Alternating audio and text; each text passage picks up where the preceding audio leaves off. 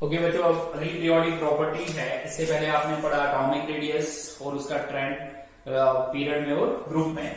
अब जो है दैट इज आयोनाइजेशन एनर्जी, इसी को हम क्या बोलते हैं, आयोनाइजेशन एंथैल्पी। तो होता क्या है, हम क्या करते हैं, एक गैसियस एटम लेते हैं, मतलब किसी भी एलिमेंट का एटम लेंगे और वो कौन सी स्टेट में लेंगे, गैसियस स्टेट में। और उस एटम के अंदर जो सबसे लूजली बाउंडेड इलेक्ट्रॉन होता है, लूजली बाउंडेड इलेक्ट्रॉन का मतलब हो गया जिस इलेक्ट्रॉन के ऊपर न्यूक्लियस की फोर्स ऑफ अट्रैक्शन सबसे कम होती है, उस इलेक्ट्रॉन को लूज करने के लिए मिनिमम कितनी एनर्जी लगती है, उस मिनिमम अमाउंट ऑफ एनर्जी को हम क्या बोलते हैं, आयोनाइजेशन एनर्जी। एक बार फिर से ध्यान दो, इधर कहता है कि हम एक गैसियस एटम लेते हैं और उस गैसियस एटम के अंदर जो सबसे लूजली बाउंडेड इलेक्ट्रॉन होता है, मतलब वो इलेक्ट्रॉन जिसके ऊपर न्यूक्लियस की फोर्स ऑफ अट्रैक्शन सबसे कम होती है, उस इलेक्ट्रॉन को लूज करने के लिए या रिमूव करने के लिए कितनी मिनिमम अमाउंट ऑफ एनर्जी चाहिए, उस मिनिमम अमाउंट ऑफ एनर्जी को बोलते हैं आयोनाइजेशन एनर्जी, या उसी को बोलते हैं आयोनाइजेशन एंथैल्पी। जैसे फॉर एग्जांपल हम यहाँ पे सोडियम का एक एटम ले रहे हैं, कौन सी स्टेट में, गैसियस स्टेट में। तो इसके पहले शेल में 2 इलेक्ट्रॉन, दूसरे में कितने हैं, 8, और तीसरे में कितने हैं, 1। अब अगर हम देखें तो क्या सबसे कम फोर्स ऑफ अट्रैक्शन इस इलेक्ट्रॉन के ऊपर है, नहीं। इसके ऊपर है, नहीं। सबसे कम फोर्स ऑफ अट्रैक्शन किसके ऊपर है, इसके ऊपर है। तो ये आपके पास कौन सा है, लीस्ट बाउंडेड इलेक्ट्रॉन, बॉन्डेड नहीं, लीस्ट बाउंडेड इलेक्ट्रॉन। अब इस इलेक्ट्रॉन को अगर रिमूव करना है तो रिमूव करने के लिए इस एटम को मिनिमम हम कितनी एनर्जी जो है वो देंगे, उस मिनिमम अमाउंट ऑफ एनर्जी को हम क्या बोलेंगे, इसकी आयोनाइजेशन एनर्जी बोलेंगे या आयोनाइजेशन एंथैल्पी। और ये जो एनर्जी होती है, या तो ये हम हीट की फॉर्म में देते हैं, या तो लाइट की फॉर्म में देते हैं, या तो किसकी फॉर्म में देते हैं, इलेक्ट्रिसिटी की फॉर्म में देते हैं। किसकी फॉर्म में देते हैं, इलेक्ट्रिसिटी। और ये जो आयोनाइजेशन एनर्जी होती है, इसके जो यूनिट्स होते हैं, क्या होते हैं, यूनिट्स जो होते हैं दैट इज किलो जूल पर मोल। केजे क्या है, किलो जूल पर मोल है।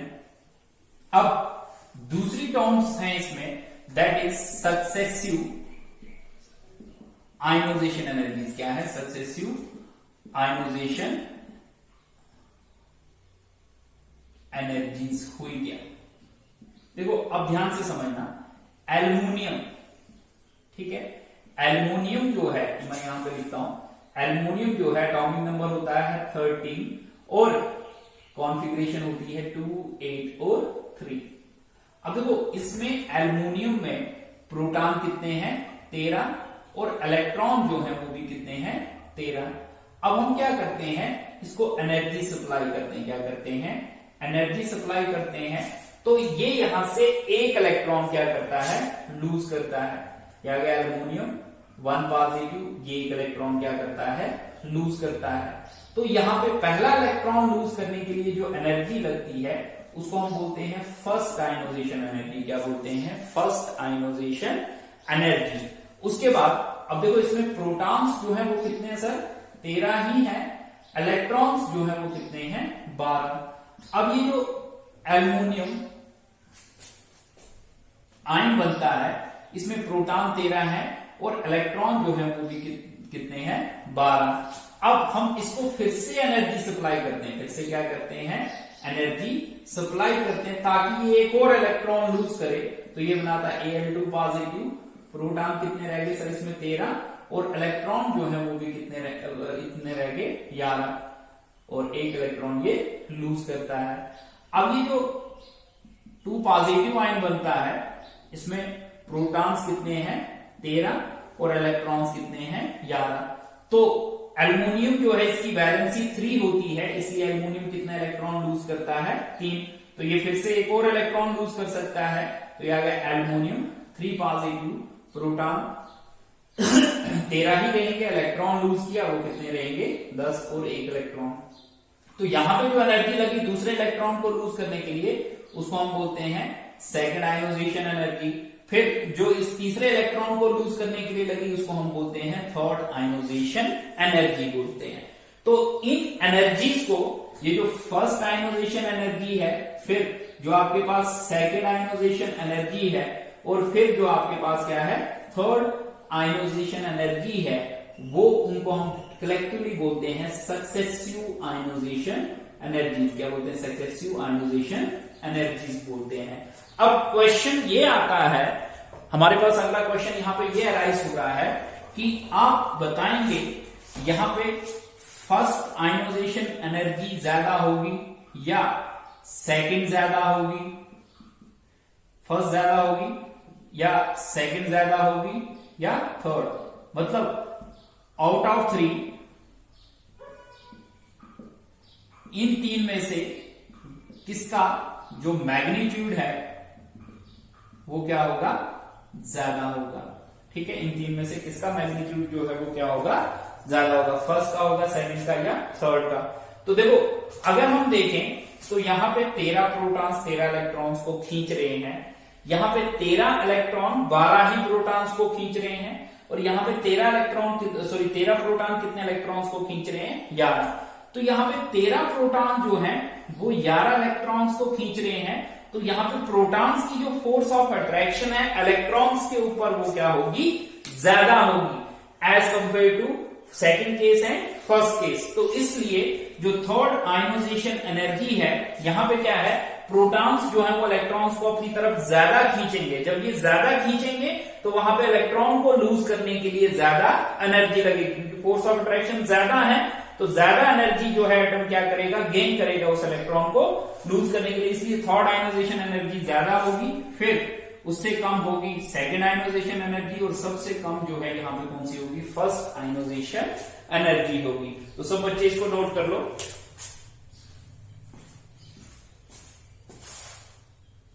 ओके, अगला टॉपिक है हमारे पास, that is variation of ionisation energy.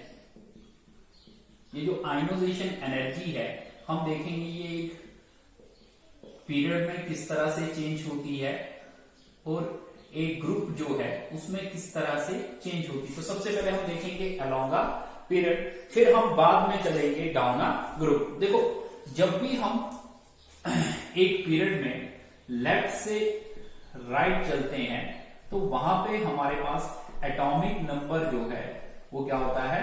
Increase होता है। अब एटॉमिक नंबर इंक्रीज होने के साथ साथ नंबर ऑफ इलेक्ट्रॉन्स इंक्रीज होते हैं, और नंबर ऑफ प्रोटॉन्स जो है वो भी क्या होते हैं? इंक्रीज होते हैं। अब नंबर ऑफ पीरियड में जब भी नंबर ऑफ इलेक्ट्रॉन्स इंक्रीज होते हैं वो एक सेम शेल में ही क्या करते हैं? एंटर करते हैं। और नंबर ऑफ प्रोटॉन्स इंक्रीज होने की वजह से जो फोर्स ऑफ अट्रैक्शन, या सॉरी फोर्स ऑफ अट्रैक्शन नहीं बोल सकते हम ये बोल सकते हैं जो न्यूक्लियर चार्ज है वो क्या होता है? इंक्रीज होता है।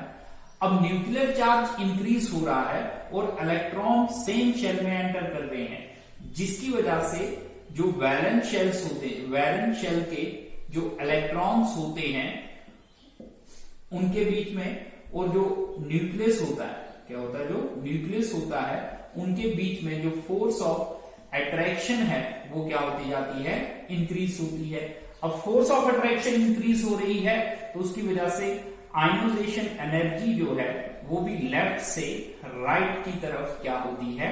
इंक्रीज होती है। एक बार फिर से ध्यान दे देखो जब हम लेफ्ट से राइट चलते हैं तो एटॉमिक नंबर इंक्रीज होता है। अब एटॉमिक नंबर इंक्रीज होता है तो उसकी वजह से नंबर ऑफ इलेक्ट्रॉन्स भी इंक्रीज होते हैं और नंबर ऑफ प्रोटॉन्स भी इंक्रीज होते हैं। अब नंबर ऑफ जो इलेक्ट्रॉन्स इंक्रीज होते हैं वो सेम शेल में एंटर करते हैं, और प्रोटॉन इंक्रीज होने से न्यूक्लियर चार्ज इंक्रीज होता है। अब न्यूक्लियस का चार्ज बढ़ रहा है, पॉजिटिव चार्ज बढ़ रहा है और नेगेटिव भी बढ़ रहा है, क्योंकि इलेक्ट्रॉन बढ़ रहे हैं तो नेगेटिव बढ़ रहा है, प्रोटॉन बढ़ रहे हैं तो पॉजिटिव। अब पॉजिटिव चार्ज भी बढ़ रहा है और नेगेटिव चार्ज भी बढ़ रहा है, और नेगेटिव चार्ज जो है वो सेम शेल में एंटर कर रहा है, जिसकी वजह से न्यूक्लियस क्या करता है? वैलेंस शेल के इलेक्ट्रॉन्स को अपनी तरफ ज्यादा खींचता है। इसलिए लेफ्ट से राइट क्या होता है? जो फोर्स ऑफ अट्रैक्शन है वो बढ़ती है। जब फोर्स ऑफ अट्रैक्शन बढ़ती है तो इलेक्ट्रॉन को लूज करने के लिए ज्यादा एनर्जी लगती है। अब इलेक्ट्रॉन को लूज करने के लिए एनर्जी ज्यादा लगती है तो आयनाइजेशन एनर्जी जो है वो भी क्या होती है? ज्यादा होती है। तो मतलब नटशेल आयनाइजेशन एनर्जी जो है वो भी लेफ्ट से राइट क्या होती है, इंक्रीज। जैसे हम यहाँ देखें तो यहाँ पे आयोनाइजेशन 520 है और यहाँ पे अगर हम देखें तो कितनी है 2080। तो मतलब लेफ्ट से राइट हमारे पास आयोनाइजेशन एनर्जी जो है वो क्या हो रही है, इंक्रीज हो रही है। अब हम आयोनाइजेशन एनर्जी जो है वो डिस्कस करेंगे सेकंड पीरियड के एलिमेंट्स की। तो देखो आपके पास सेकंड पीरियड में भी अगर हम देखें तो जनरली लेफ्ट से राइट की तरफ आयोनाइजेशन एनर्जी जो है वो क्या हो रही है, इंक्रीज हो रही है। हाँ, बीच में कुछ वेरिएशंस आ रही हैं, जैसे कि हमारे पास अगर लेफ्ट से राइट इंक्रीज हो रही है तो बेरिलियम की जो ज्यादा एनर्जी है किससे, बोरान से। हालांकि बोरान की ज्यादा होनी चाहिए थी लेकिन बेरिलियम की ज्यादा है। ऐसे ही यहाँ पे नाइट्रोजन जो है उसकी ज्यादा है और ऑक्सीजन की कम है। हालांकि ऑक्सीजन की ज्यादा होनी चाहिए थी और नाइट्रोजन की कम होनी चाहिए थी, लेकिन नाइट्रोजन की ज्यादा और ऑक्सीजन की कम है। ये क्यों कम है या क्यों ज्यादा है ये हम यहाँ पे अभी डिस्कस करेंगे।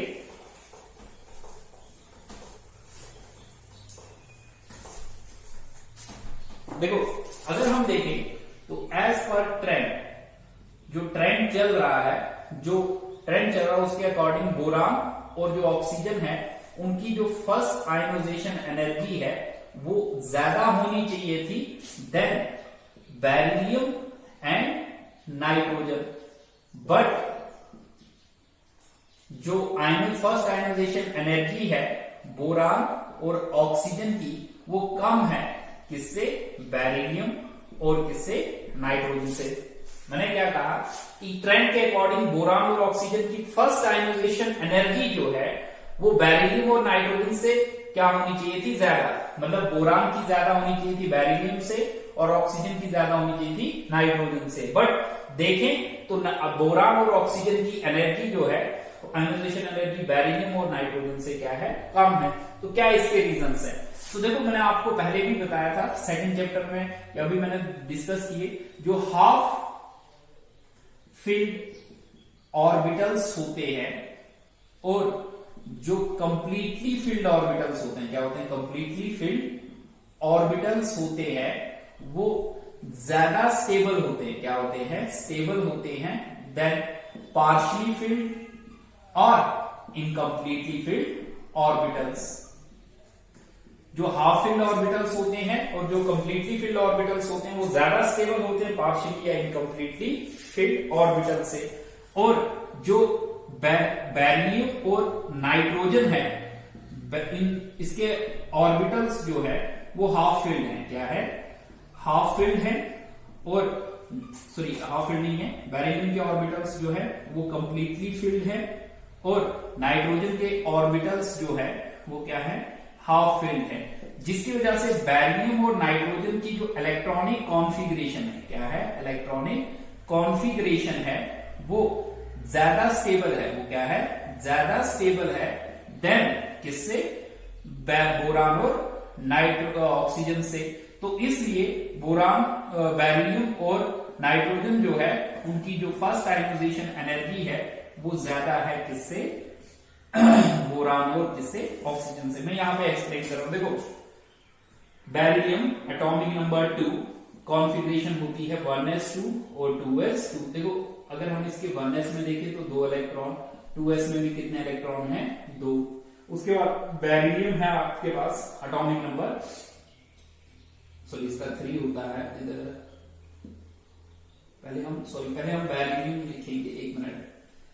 बेरिलियम 4 1s2 और 2s2, ये आएगा 1s में 2 इलेक्ट्रॉन और 2s में भी कितने इलेक्ट्रॉन हैं इसके, 2 इलेक्ट्रॉन। ठीक है। उसके बाद बोरान होता है atomic number 5 configuration 1s2 2s2 2p1। तो ये आएगा, इसमें कितने इलेक्ट्रॉन्स आएंगे आपके पास, 1s में 2, 2s में भी 2 और 2p में कितने इलेक्ट्रॉन्स हैं, और 2p में 1 इलेक्ट्रॉन। बोरान के बाद आपके पास कार्बन है atomic number 6 1s2 2s2 2p2। Carbon की हमें जरूरत नहीं है तो छोड़ो, कार्बन को लिखना है। हम नाइट्रोजन लिखेंगे 7 1s2 2s2 और 2p3। ऐसे 1s में कितने, 2 इलेक्ट्रॉन, 2s में भी कितने हैं सर, 2 इलेक्ट्रॉन, और 2p में कितने हैं हमारे पास, 3 इलेक्ट्रॉन। इसके 2p में कितने इलेक्ट्रॉन्स हैं, 3 इलेक्ट्रॉन। इसी तरह से ऑक्सीजन की बात करें तो 8, 1s2, 2s2, 2p4, 1s में 2 है, 2s में भी कितने हैं सर इसके 2 हैं, और p में इसके कितने हैं 4, 1 2 3 4, 3 और आगे 4। तो अगर हम देखें तो जो बेरिलियम है, देखो क्योंकि s मैंने आपको पहले भी बताया, s में 2 मैक्सिमम इलेक्ट्रॉन आते हैं और p में मैक्सिमम कितने इलेक्ट्रॉन आते हैं 6। अब ध्यान देना है, अगर हम देखें तो जो बेरिलियम है इसके s जो सबशेल है वो पूरी तरह से फिल है। बोरान को अगर देखें तो इसका जो p है वो इनकम्प्लीटली फिल्ड है। तो ये कंप्लीट फिल्ड ऑर्बिटल है। तो मैंने अभी बताया जो कंप्लीटली फिल्ड ऑर्बिटल्स होते हैं या जो हाफ फिल्ड ऑर्बिटल्स होते हैं वो ज्यादा स्टेबल होते हैं as compare to incompletely filled orbitals. तो इसलिए बेरिलियम जो है उसकी कॉन्फ़िगरेशन स्टेबल है और कॉन्फ़िगरेशन स्टेबल होने की वजह से ज्यादा एनर्जी लगती है इलेक्ट्रॉन को लूज करने के लिए, इसलिए बेरिलियम की आयनाइजेशन एनर्जी ज्यादा है किससे, बोरान से। सिमिलरली नाइट्रोजन के p में 6 आते हैं, लेकिन अभी ये क्या है सब में 1-1 है, मतलब हाफ फिल्ड है, 3 इलेक्ट्रॉन है। तो अगर हम देखें तो नाइट्रोजन जो है उसकी कॉन्फ़िगरेशन हाफ फिल्ड है, इसलिए वो स्टेबल है। स्टेबल होने की वजह से नाइट्रोजन से इलेक्ट्रॉन को लूज करने के लिए ज्यादा एनर्जी लगती है, इसलिए नाइट्रोजन की आयनाइजेशन एनर्जी जो है वो ऑक्सीजन से क्या होती है, ज्यादा होती है। तो इसी तरह से पूरे पीरियोडिक टेबल में बहुत सारे ऐसे जो हमारे पास केसेस हैं वो आएंगे। ये तो फर्स्ट आयनाइजेशन एनर्जी है, सेकंड में भी कुछ इसी तरह से है, वो हम बाद में डिस्कस करेंगे, फिलहाल आप ये नोट कर लो। ओके, अब हम जो है नेक्स्ट जो है that is variation of ionisation energy down a group. हम क्या देखेंगे कि एक ग्रुप में आयनाइजेशन एनर्जी जो है वो कैसे चेंज होती है। देखो डाउन द ग्रुप जब हम चलते हैं तो एटॉमिक नंबर जो है वो क्या होता है, इंक्रीज होता है। अब एटॉमिक नंबर इंक्रीज होने से नंबर ऑफ इलेक्ट्रॉन्स और नंबर ऑफ प्रोटॉन्स जो है वो इंक्रीज होते हैं। अब नंबर ऑफ प्रोटॉन्स इंक्रीज होने से न्यूक्लियर चार्ज जो है वो क्या होता है, इंक्रीज होता है। और नंबर ऑफ इलेक्ट्रॉन्स जो है वो हर एक एलिमेंट के लिए नए शेल में एंटर करते हैं। किसमें एंटर करते हैं, नए शेल में एंटर करते हैं। नए शेल में एंटर करने का मतलब हो गया वहां पे हमारे पास नंबर ऑफ शेल्स जो हैं वो क्या होते हैं, इंक्रीज होते हैं। अब नंबर ऑफ शेल्स इंक्रीज हो रहे हैं तो उसकी वजह से एटॉमिक रेडियस भी इंक्रीज होता है और साथ ही साथ स्क्रीनिंग इफेक्ट जो है वो भी क्या होता है, इंक्रीज होता है।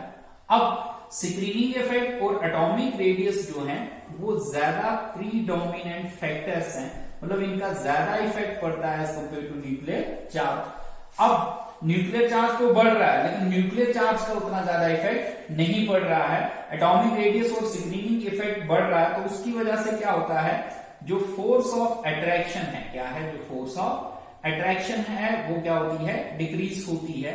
और फोर्स ऑफ अट्रैक्शन डिक्रीज हो रही है तो उसकी वजह से क्या होता है, जो आयनाइजेशन एनर्जी है वो भी टॉप से बॉटम क्या होती है, डिक्रीज होती है। देखो मैं यहां पे एग्जांपल बताता हूं, जैसे ये लिथियम है, 1 2, पहले शेल में इसके न्यूक्लियस का चार्ज +3, पहले शेल में 2 इलेक्ट्रॉन है और तीसरे में 1। फिर मैं सीजियम बनाता हूं, 1 2 3 4 और 5 और ये आगे 6 शेल्स।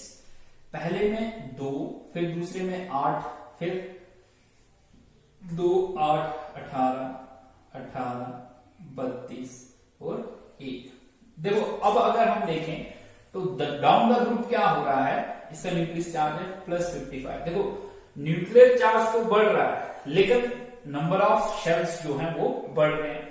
अब नंबर ऑफ शेल्स बढ़ने से जो एटॉमिक रेडियस है वो भी क्या हो रहा है, इंक्रीज हो रहा है। दूसरा अगर हम देखें तो न्यूक्लियस और इस वैलेंस शेल के इलेक्ट्रॉन के बीच में हमारे पास बहुत सारे और भी इलेक्ट्रॉन्स हैं। तो ये इलेक्ट्रॉन्स जो हैं वो इसको प्रोटेक्ट कर रहे हैं, ये शील्ड कर रहे हैं किसके, न्यूक्लियस चार्ज से। तो जिसकी वजह से न्यूक्लियस की इसके ऊपर फोर्स ऑफ अट्रैक्शन कम हो रही है। अब फोर्स ऑफ अट्रैक्शन कम हो रही तो आयनाइजेशन एनर्जी क्या हो रही है, डिक्रीज हो रही है। तो देखो ये आपके पास क्या है, फर्स्ट पीरियड के एलिमेंट, फर्स्ट ग्रुप के एलिमेंट है। एटॉमिक नंबर बढ़ रहा है, एटॉमिक नंबर बढ़ने के साथ नंबर ऑफ शेल्स भी इंक्रीज हो रहे हैं। अब नंबर ऑफ शेल्स इंक्रीज हो रहे हैं तो मैंने अभी आपको यहाँ पे बताया कि एटॉमिक रेडियस भी इंक्रीज हो रहा है और स्क्रीनिंग इफेक्ट भी इंक्रीज हो रहा है। तो जिसकी वजह से न्यूक्लियस की force of attraction valence shell के इलेक्ट्रॉन के ऊपर कम पड़ रही है। तो फोर्स ऑफ अट्रैक्शन कम पड़ रही है, जिसकी वजह से आयोनाइजेशन एनर्जी जो है वो भी टॉप से बॉटम की तरफ क्या हो रही है, डिक्रीज हो रही है। ठीक है, तो सब बच्चे ये नोट कर लो।